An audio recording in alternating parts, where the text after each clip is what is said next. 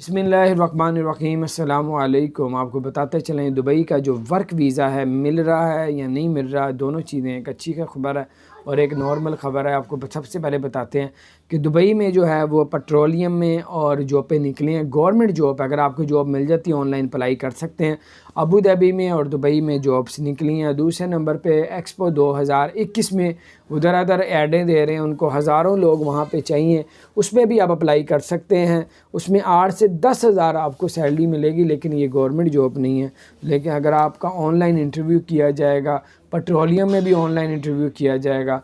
अगर आपको एक्सपो 2020-21 में आपको जॉब मिल जाती है, उसमें आपका जो है ऑनलाइन इंटरव्यू होगा। अगर उसमें आप पास हो जाते हैं तो आपको वर्क वीज़ा वो ज़रूर भेजेंगे और आप लोग उसमें वीज़ा लगवा के जा सकते हैं।